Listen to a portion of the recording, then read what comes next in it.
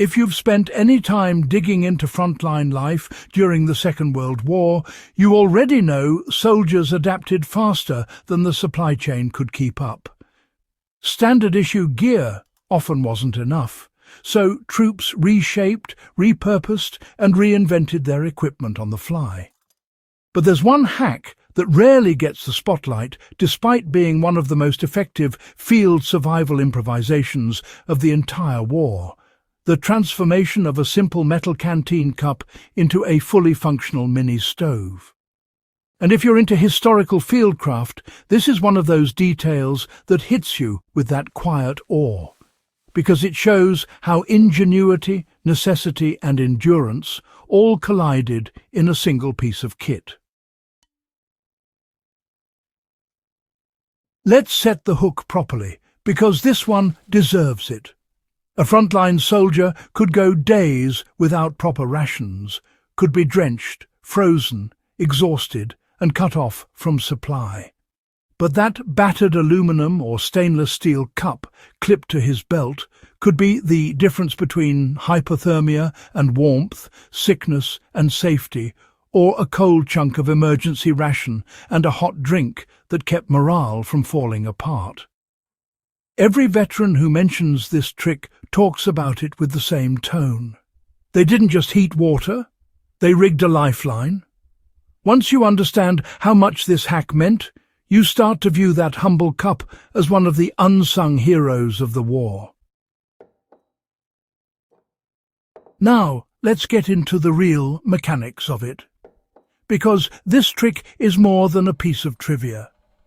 It's a method that survivalists still quietly use. And if you've ever wondered how to actually convert a cup into a reliable heat source, especially under pressure, here's exactly how it worked.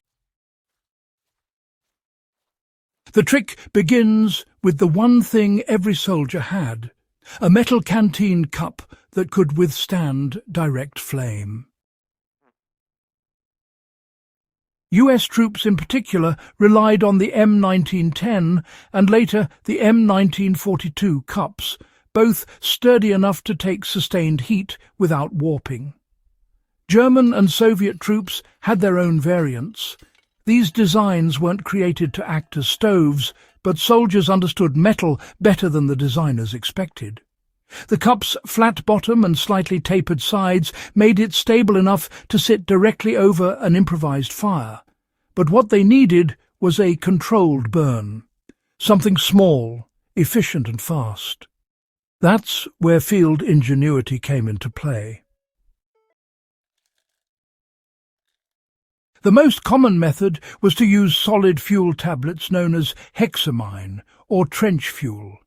But when those weren't available, soldiers created their own burners using scraps of wax, cardboard, animal fat, or even cloth soaked in oil. They would coil or fold the material tightly inside a ration tin and place the canteen cup on top. The flame stayed focused because the tin acted like a primitive stove body. It wasn't elegant, but it worked in the mud, the snow and the ruins of bombed-out cities. This allowed soldiers to boil water for purification, heat canned meat and soups, melt snow or prepare coffee, the one thing that could turn a shattered morning into something bearable. The hack becomes more interesting when you consider how soldiers improved on it over time. Some troops punched ventilation holes along the sides of their ration tin stoves using bayonets or nails scavenged from crates. This allowed oxygen to feed the flame and made the burn more efficient. Others shaped small wire stands, usually cut from signal wire or damaged gear straps, to lift the cup slightly above the flame so soot build-up wouldn't choke it out. A few even hammered out small windshields from scrap metal to protect the burn during cold or rainy conditions. These weren't official tools. These were battlefield inventions, born from necessity. If you're a survival enthusiast today, here's where the history becomes extremely practical. You can replicate the exact method in the field without any specialized gear. Start with a stainless steel or aluminum cup.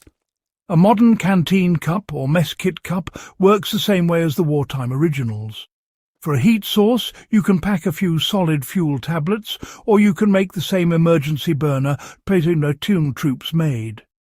Take a small tin. Breath mint tins work well. Pack it with tightly rolled cardboard and pour melted candle wax or cooking grease into it. Once it cools, you've recreated a trench stove that lights reliably even in damp conditions. Set your cup on top, and you've got a stable, controlled flame that can boil a half-litre of water in just a few minutes. One of the biggest advantages of the WWII method was portability and speed. When soldiers were hunkered down without fires, either to avoid giving away their position or because they had nothing dry enough to burn, this mini-stove setup allowed them to operate silently and with minimal smoke. Hexamine burns nearly smokeless, and even the improvised wax burners produced far less signature than a normal fire. That small difference often meant the ability to prepare something warm without drawing enemy eyes. In your own field use, that same principle applies. If you're hiking, camping, or running lightweight gear, you can assemble a canteen cup stove kit that weighs almost nothing and works anywhere.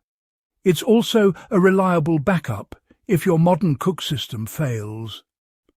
All of this comes straight from the same wartime lessons soldiers learned when failure wasn't an inconvenience. It was dangerous. This small wartime hack also reminds us of something bigger about survival history. Technology helps, but the real advantage has always been adaptability. When you study these small field tricks, you realize how much knowledge soldiers carried that never appeared in manuals. These improvised methods kept them alive and warmed their rations, but they also gave them a piece of control in a world turned upside down by war. If you learned something new, or you want more deep-cut survival history like this, make sure you subscribe to Warfield Survival and share this video.